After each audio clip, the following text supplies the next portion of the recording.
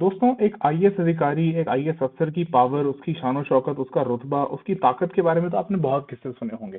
पर क्या आपने ये सुना है कि एक आईएएस का भी रिपोर्ट कार्ड हो सकता है? जी हाँ, यही जो है आज का हमारा डिस्कशन का मुद्दा है। कैबिनेट सेक्रेटेरिएट ने जो है हाल ही में एक नई चीज जो है उसको शुरू किया है बीते कुछ महीनों के अंदर। ये जो है कहा जा रहा है कि ब्यूरोक्रेसी का रिपोर्ट कार्ड। तो आइए जानते हैं आज के हमारे रुद्रनॉमिक्स के इस स्पेशल सेशन में कि क्या है ये ब्यूरोक्रेसी का यानी बाबुओं का रिपोर्ट कार्ड, और क्या चेंजेस कैबिनेट सेक्रेटेरिएट की तरफ से जो है वो लागू किए गए हैं।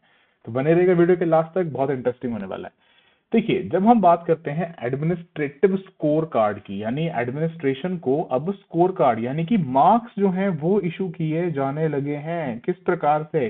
देखिए, पहला ये भारत में ऐसी दफा हुआ है कि कैबिनेट सेक्रेटेरिएट के द्वारा ये एडमिनिस्ट्रेटिव स्कोर कार्ड जो है वो भारत सरकार के सेक्रेटरीज जो है, यानी कि आप ऐसा समझिए कि एक मंत्रालय के अंदर, एक मिनिस्ट्री के अंदर जो हाईएस्ट रैंकिंग अधिकारी होता है ब्यूरोक्रेसी का, यानी जो इनवेरेबली वो एक आईएएस अधिकारी होता है, आईएएस की सर्विस से आता है, उनको जो है ये स्कोर कार्ड भेजे गए हैं। और परसेंटेज ऑफ मार्क्स जो है इसमें दी गई है उनकी परफॉर्मेंस और उनके डिपार्टमेंट की परफॉर्मेंस के बेसिस पे।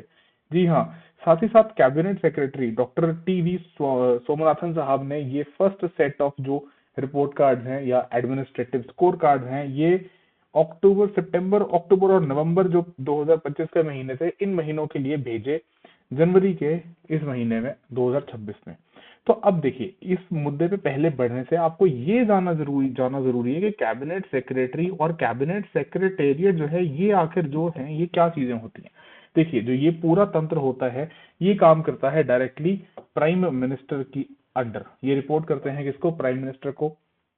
कैबिनेट सेक्रेटेरिएट जिसे हम मंत्रिमंडल सचिवालय के नाम से भी जानते हैं, तो ये सेक्रेटेरिएट जो है ये फंक्शन करता है डायरेक्टली, जैसा कि मैंने आपको बताया, प्रधानमंत्री की सुपरविजन के under, directly under the prime minister. इसके जो एडमिनिस्ट्रेटिव हेड होते हैं वो होते हैं कैबिनेट सेक्रेटरी साहब, ठीक है। और ये एक्स ऑफिशियो चेयरमैन भी होते हैं सिविल सर्विसेज बोर्ड के। तो ये जो डॉक्टर सोमनाथन साहब हैं ये आज की डेट में जो है कैबिनेट सेक्रेटरी के तौर पे कार्यरत हैं भारत सरकार में। अच्छा, ये तो हुआ कि इसका ये अध्यक्षता किस प्रकार से होती है। फिर देखिए, इसके जिम्मे जो कामकाज हैं, यानी कि जो कैबिनेट सेक्रेटेरिएट मुख्य रूप से जो फंक्शंस जो हैं, कार्य जो हैं जिनका निर्वाह ये करता है, उसमें सबसे इंपॉर्टेंट आता है कि जो एडमिनिस्ट्रेशन है भारत सरकार का, भारत सरकार ट्रांजैक्शन ऑफ बिजनेस रूल्स 1961 और एलोकेशन ऑफ बिजनेस रूल्स 1961 जो है, इनके तहत किस प्रकार से कामकाज पूरा चलेगा, स्मूथ ट्रांजैक्शन कैसे होगी मंत्रालयों की, भारत सरकार के विभिन्न जो मंत्रालय हैं और उनके अंतर्गत जो विभिन्न विभाग है यानी कि जो डिपार्टमेंट्स हैं, उन सबका जो जिम्मा है वो कैबिनेट सेक्रेटेरिएट के ऊपर आता है। फिर देखिए दोस्तों, इसमें एक बड़ी इंपॉर्टेंट बात ये आती है कि जो भी भारत सरकार की डिसीजन मेकिंग है ना, उसमें ये इंश्योर कर रहा कि अलग अलग जो मिनिस्ट्रीज हैं उनके बीच में आपस में कोऑर्डिनेशन होना बहुत जरूरी है।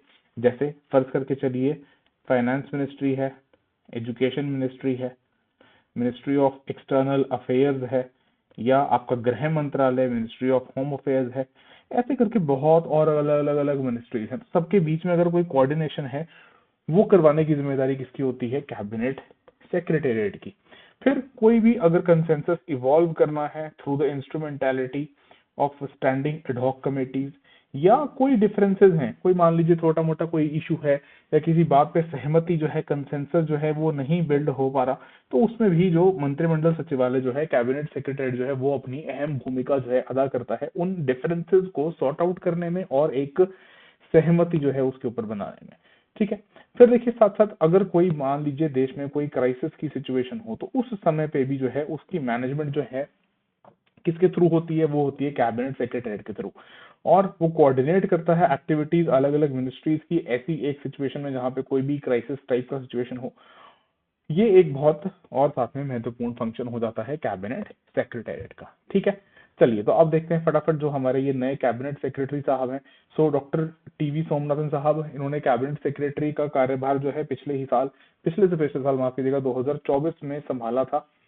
If I am not wrong, अगस्त के मंथ में इन्होंने जो है, अगस्त के महीने में ये कार्यभार जो है अपना संभाला था, जब पिछले जो कैबिनेट सेक्रेटरी थे श्री राजीव गौबा साहब, उनका जो रिटायरमेंट का सुपर एनुएशन जो है हुआ था भारत सरकार से। फिर जो ये हैं एक तमिलनाडु कैडर के 1987 बैच के आईएएस अधिकारी हैं, और अगर इनकी एजुकेशनल क्वालिफिकेशंस की बात की जाए तो वो भी बहुत ही उम्दा क्वालिफिकेशंस हैं। ये इकोनॉमिक्स में डॉक्टरेट हैं यूनिवर्सिटी ऑफ कैलकाटा से, एंड साथ साथ इन्होंने हार्वर्ड बिजनेस स्कूल का एग्जीक्यूटिव डेवलपमेंट प्रोग्राम भी कंप्लीट किया है। इसके साथ साथ ये चार्टर्ड अकाउंटेंट भी हैं, qualified chartered accountant, cost accountant and company secretary, मतलब well qualified to handle the job of a cabinet secretary. देखिए दोस्तों, इस बात को ध्यान रखिए, कैबिनेट सेक्रेटरी जो है वो देश का, वो भारत का, वो कंट्री का जो है, आप ऐसा मान के चलें, ऐसा मान के चलें कि वो जो है टॉप ब्यूरोक्रेट जो है कहा जाता है, कि ये टॉप अधिकारी है या टॉप ब्यूरोक्रेट है। मतलब ऐसा समझ के इसको, आप गलत नहीं होगा ये कहना कि जो कैबिनेट सेक्रेटरी रैंक है, ये ब्यूरोक्रेसी का सबसे सर्वोच्चतम रैंक है, कि कैबिनेट सेक्रेटरी जो है वो he is one and only in the country who heads the entire bureaucracy in the country. ठीक है, चलिए ये तो हो गया थोड़ा आपके ये एक एक्स्ट्रा इन्फॉर्मेशन। अब आते हैं वापस कि ये देखिए जो है इस प्रकार से जो है ये एक स्कोर कार्ड जो है इशू किया गया। क्या कहा गया कि इसके अंदर जो है स्कोर कार्ड के अंदर तकरीबन जो है 12 पैरामीटर्स, डजन पैरामीटर्स जो है रखे गए हैं, जो असेस करने जाएंगे, जिनके ऊपर डिफरेंट सेक्रेटरीज के इंडिविजुअल परफॉर्मेंसेस कैसे रहे हैं उस अफसर के, और उस जो वो डिपार्टमेंट है, उसका जो मंत्रालय है, उसका परफॉर्मेंस जो है वो कैसा रहा गया। तो अलग अलग पैरामीटर जो है उनके ऊपर ये सारा कुछ जो है किया जा रहा है। फिर इसके साथ साथ दोस्तों देखो, जैसे आप लोग यूपीएससी का एग्जाम देते हो, यूपीएससी का आप प्री का पेपर देते हो, प्रीलिम्स का पेपर देते हो, तो उसमें आप सब जानते हो कि अगर गलत हो गया आपका, है ना, तो उसमें गलत उत्तर के लिए आपको नेगेटिव मार्क्स जो है अवार्ड किए जाते हैं 1/3। तो वैसे ही नेगेटिव मार्क्स का प्रावधान जो है वो एडमिनिस्ट्रेटिव स्कोर कार्ड जो सेक्रेटरीज के लिए यहाँ पे यूज किया या डिजाइन किया है कैबिनेट सेक्रेटेरिएट ने, उसमें भी रखा गया है। नेगेटिव मार्क्स किस चीज के लिए दिए जाएंगे? अगर किसी फाइल को, किसी प्रोजेक्ट को क्लियर करने में बहुत ज्यादा डिले लग रहा है, अनड्यू डिले जो है वो देखने को मिल रहा है, प्रोजेक्ट्स जो हैं वो फाइल्स जो हैं वहां से अप्रूव नहीं होके आती हैं, अप्रूवल उसमें डिलेज होते हैं, अनड्यू डिलेज होते हैं, ठीक है, लैकडाइजिकल अप्रोच है, तो उसके लिए कैबिनेट सेक्रेटरी जो है वो नेगेटिव मार्क्स, ये आपको दिख रहा होगा 12 -12, ये -12 जो दिख रहा है ये नेगेटिव मार्क्स है।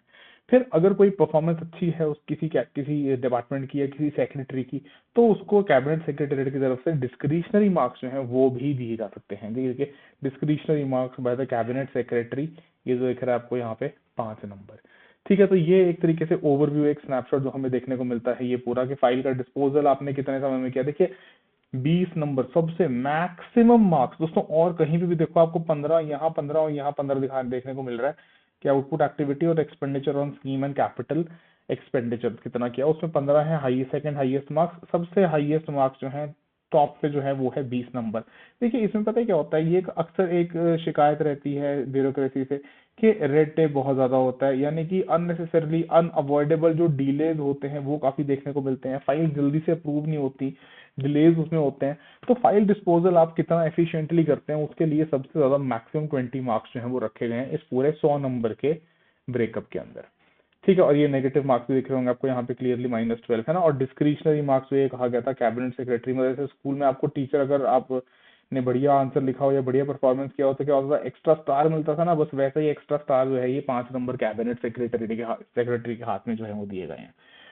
चलिए फिर देखिए, अब इसका पर्पस जो है जो बताया गया बाय द कैबिनेट सेक्रेटेरिएट, क्या बताया गया कि असेस करना है हमें एडमिनिस्ट्रेटिव परफॉर्मेंस को, एफिशिएंसी को, सेक्रेटरीज की खुद की भी, और अपने डिपार्टमेंट्स को कितने अच्छे तरीके से वो चला पा रहे हैं उसकी भी, दोनों तरीके से, एब्सोल्यूट टर्म्स में भी और इन रिलेटिव टर्म्स। ठीक है, एब्सोल्यूट टर्म्स का मतलब है कि जहां पे वन ऑन वन सिर्फ उनके परफॉर्मेंस को ही देखा जाएगा, किसी से कंपेयर किए बिना।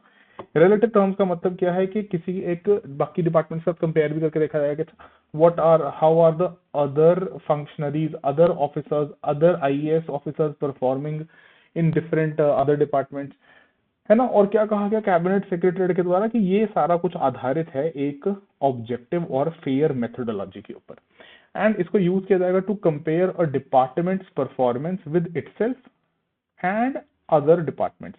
मतलब आप इसको ऐसे मान के चलिए कि ये विद इन द डिपार्टमेंट तो है, इंट्रा डिपार्टमेंटल तो है ही है, कि उस डिपार्टमेंट के पहले की परफॉर्मेंसेज और अब का परफॉर्मेंस उसमें कैसा चल रहा है, एंड ये इंटर डिपार्टमेंटल भी है, यानी कि अलग अलग जो भारत सरकार के अलग अलग विभाग हैं वो किस प्रकार से परफॉर्म कर रहे हैं। जैसे मान लीजिए डिपार्टमेंट ऑफ रेवेन्यू या डिपार्टमेंट ऑफ एक्सपेंडिचर या डिपार्टमेंट ऑफ डिफेंस, ठीक है। इस प्रकार से जो है अलग अलग डिपार्टमेंट्स, उन सब के कंपैरिजन यहाँ पे किए जाएंगे। फिर फर्दर देखिए इसमें क्या कहा गया कि कैबिनेट सेक्रेटरी ने कन्वे किया है इन सेक्रेटरीज को, भारत सरकार के जो विभिन्न सेक्रेटरीज हैं, क्या बात कही गई है इनके द्वारा कि जो the fact that something can not be measured with perfect accuracy, कि क्योंकि किसी चीज को पूरा 100% परफेक्ट एक्यूरेसी के साथ मेजर अगर नहीं किया जा सकता, इसका ये कतई मतलब नहीं निकाला जाना चाहिए कि उसको हम मेजर ही ना करें। It should not be measured at all, है ना। कि इसमें ठीक है, हर एक की परफॉर्मेंस, हर एक की जो वो सब कुछ है, उसमें थोड़ी सी सब्जेक्टिविटी वाला एंगल जो है, बिल्कुल नो डाउट एक रहना, एक रहेगा, एक सब्जेक्टिविटी वाला एंगल। यानी कि इसको मेजर करना बिल्कुल 100% एक्यूरेट तरीके से जो है वो पॉसिबल नहीं है। लेकिन इसका ये मतलब नहीं होता, कैबिनेट सेक्रेटरी साहब का जो यहाँ पे कहना है कि इसको बिल्कुल भी मेजर ना किया जाए, वो भी अपने आप में एक गलत अप्रोच होगी। फिर उन्होंने क्या कहा कि जिस प्रकार से जो सिविल सर्विसेज की परीक्षा कंडक्ट की जाती है लोक सेवा संघ आयोग के द्वारा, UPSC, union public service commission के द्वारा, संघ लोक सेवा आयोग के द्वारा, उसमें भी प्रोविजन होता है, एक प्रावधान होता है कंपेयर करने का, एक हिस्ट्री स्टूडेंट के मार्क्स का विद फिजिक्स स्टूडेंट्स के मार्क्स, है ना। जिसमें आप जैसे जानते हैं कि अभी तक तो हम देखते हैं कि ऑप्शन सब्जेक्ट है, तो उसमें किसी का ऑप्शन हो सकता है उसने पब्लिक एडमिनिस्ट्रेशन लिया है, किसी ने फिजिक्स लिया है, किसी ने हो सकता है हिस्ट्री लिया है, किसी ने ज्योग्राफी लिया है, किसी ने पॉलिटिकल साइंस लिया है, किसी ने सोशोलॉजी लिया है, तो वहां पर भी तो उसके मार्क्स कंपेयर किए जाते हैं। तो उसी प्रकार से कैबिनेट सेक्रेटरी साहब का यहाँ पे कहना है कि ही हेंस द सीएस अंडरलाइंड कि आप जो है बहानेबाजी नहीं कर सकते, आपके मार्क्स जो हैं आपको भी मार्क्स दिए जाएंगे और डिपार्टमेंट के विभिन्न अलग अलग डिपार्टमेंट्स के क्रॉस भी कंपैरिजन किया जाएगा। तो पब्लिक जो है और सरकार जो है वो परिणाम, रिजल्ट जो है वो एक्सपेक्ट करती है, वो बहाने, एक्सक्यूजेस एक्सपेक्ट नहीं करती, वो भी एक इतनी सीनियर लेवल की पोजीशन पे जब आप जो है सेक्रेटरी के पद पे जो है कार्यरत हैं, यानी कि आपका अच्छा खासा तजुर्बा जो है वो हो चुका है सर्विसेज के अंदर। चलिए, साथ साथ सीएस ने ये भी कहा कि फीडबैक भी लिया और सजेशन भी मांगे सेक्रेटरी से इस प्रोसेस को जो है और रिफाइन करने के लिए, इस प्रोसेस को और बढ़िया बनाने के लिए। अच्छा, फिर देखिए फर्दर इसमें क्या कहा गया कि जो चेंजेस हैं कैबिनेट सेक्रेटेरिएट के द्वारा जो इंट्रोड्यूस किए गए हैं, इनकी 2024 से ही हमें देखने को मिल रहा है सूची। जैसे इन द प्रैक्टिस ऑफ, ये जो होता है मंथली डेमी ऑफिशियल लेटर्स, ये क्या होते हैं, इस पे 1 मिनट में आते हैं। जो सेक्रेटरी जो हैं वो भेजते हैं किसको, वो लिख के भेजते हैं कैबिनेट सेक्रेटरी साहब को, है ना। हमारे केस में पहले गौबा साहब थे, अब जो है डॉक्टर सोमनाथन साहब हैं। इन्होंने क्या किया कि इन्होंने ऐड कर दी उसमें एक चीज, क्या कि ministry specific quantitative performance indicators के अंदर ऐड कर दिए। अच्छा, इसमें आने से पहले देखो, पहले ये जानना जरूरी है कि ये मंथली जो डेमी ऑफिशियल लेटर्स हैं ये क्या होते हैं। देखिए, एक तो हम बोलते हैं कि कम्युनिकेशन कैसा है, बिल्कुल ऑफिशियल कम्युनिकेशन है। ऑफिशियल कम्युनिकेशन जो है उसकी रूल्स प्रोसीजर जो है स्ट्रिक्ट होते हैं, उसके अंदर जो आपका लहजा रहता है वो भी बहुत फॉर्मल रहता है, और वो किसी ना किसी पर्टिकुलर सेट ऑफ रूल्स के अंडर गवर्न भी होता है, राइट। यहाँ पे सेमी जो ये डेमी ऑफिशियल लेटर होते हैं, ये थोड़े इनफॉर्मल नेचर के होते हैं। जैसे आप बात तो कर रहे हैं, आप कम्युनिकेट तो कर रहे हैं रिटर्न फॉर्म में, लेकिन वो थोड़ा इनफॉर्मल है, वो कोई डायरेक्ट किसी से रूल्स के तहत गवर्न नहीं हो रहा, है ना। तो ये क्या है, ये देखिए दोनों के बीच में आपको यहाँ पे कंपैरिजन, एक क्विक टेबल मैंने ऐड कर दिया है एक्स्ट्रा शॉर्ट्स के तहत, ये official letter and demi official letter, इसको शॉर्ट में हम एडमिनिस्ट्रेटिव लैंग्वेज में डीओ लेटर बोल देते हैं, ठीक है। तो ये जो है सेमी फॉर्मल होता है, थोड़ा पर्सनल टोन होती है इसके अंदर। ये जनरली कैसे कोऑपरेशन सीख करने के लिए, पर्सनल अटेंशन सीख करने के लिए, या थोड़ी अर्जेंसी दिखाने के लिए जो है भेजा जाता है इनफॉर्मल थोड़े लेवल पे। ये ज्यादा फॉर्मल होता है ना, इम्पर्सनल होता है, ये थोड़ा ज्यादा पर्सनल होता है। तो इसका पर्पस क्या है ऑफिशियल का, ये तो रूटीन ऑफिशियल कम्युनिकेशन है कि इसका हमने देख लिया कि ये रूटीन ऐसी बात नहीं है, ये कुछ हो सकता है पर्सनल अटेंशन कोऑपरेशन सीख करने के लिए बात की जा रही है, ठीक है। फिर सैल्यूटेशन, इसमें वैसी बात है कि थोड़ा सेमी फॉर्मल डियर या श्रीमती श्री ऐसे करके आप कर सकते हैं, यहाँ पे स्ट्रिक्ट होता है इसकी लैंग्वेज, है ना। पर्सनल नेम आप डियर करके लिख सकते हैं कि जिस हिसाब से आपका रिलेशनशिप है एक ऑफिसर के साथ। तो टोन भी यहाँ पे थोड़ा पोलाइट होता है, पर्सुएसिव होता है और इनफॉर्मल होता है। यहाँ पे स्ट्रिक्ट होता है ऑब्जेक्टिव प्रोसीजर, किसमें जो एक आधिकारिक कम्युनिकेशन होती है। तो जो डेमी ऑफिशियल, ये जो डीओ हम बोल रहे हैं ना, डेमी ऑफिशियल ये वाला लेटर, इसमें क्या होता है, ये पोलाइट है, थोड़ा पर्सुएड करने की इनफॉर्मल तरीके की बात है। कैसा, ठीक है, बताइए आपको क्या लगता है कि आप किस प्रकार से परफॉर्म कर पा रहे हैं, या हमारे डिपार्टमेंट में जो सेक्रेटरी है वो, सॉरी जो डिपार्टमेंट का सेक्रेटरी है वो जो है लिख के भेज रहा है कैबिनेट सेक्रेटरी साहब को कि देखिए इसमें यहाँ पे हमें दिक्कतें फेस करने को मिल रही हैं, उस प्रकार से, है ना। फिर यहाँ पे यूजर जो है ये sensitive matters, follow up, expediting work थोड़ा और उसकी जो है उसकी तीव्रता, उसकी स्पीड को बढ़ाया जाए। Personal authority of the officer होती है यहाँ पे, अथॉरिटी यहाँ पे इंस्टीट्यूशनल अथॉरिटी है। सिग्नेचर यहाँ ऑफिस सील वगैरह सबके साथ होगा, यहाँ वो पर्सनली ऑफिसर खुद अपनी कैपेसिटी में साइन कर देता है उसको। ये ऑफिशियल प्रोसीजर के हिसाब से एक्सपेक्टेशन होती है इसके रिप्लाई की। ये थोड़ा जल्दी और मोर पर्सनल रिस्पॉन्स के तौर पे जो है हमें देखने को मिलता है डीओ वाला कम्युनिकेशन, जो डेमी ऑफिशियल है।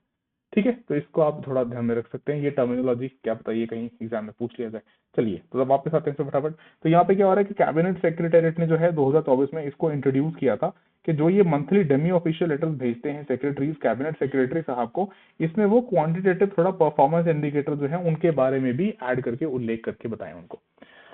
चलिए फिर फर्दर देखिए स्कोर कार्ड के अंदर अर्लियर और पहले भी जो है एक प्रगति प्लेटफॉर्म भी इंट्रोड्यूस किया गया था सरकार के द्वारा, proactive governance and timely implementation. देखिए यहाँ पे भी जो है मोटा मोटा कहें तो रेड टेप वाली जो दिक्कत है, रेड टेपिज्म वाली जो दिक्कत है, जो डिलेज की मैं बात कर रहा था, उसको जो है रिड्यूस करने के लिए, उसको जो है कट डाउन करने के लिए क्या कहा गया, टाइमली इम्प्लीमेंटेशन, है ना। एक फ्लैगशिप प्रोग्राम फास्ट ट्रैक करने के लिए प्रोजेक्ट्स को, स्कीम्स को, ग्रीवेंस रिड्रेसल को, direct real time review through the prime minister in partnership with जो स्टेट्स हैं और जो यूनियन मिनिस्ट्रीज हैं इसके तहत। तो आप ये मान के चलिए कि देखिए सीधी सीधी बात है कि ब्यूरोक्रेसी जो है उसके बिना आपका काम नहीं चल सकता।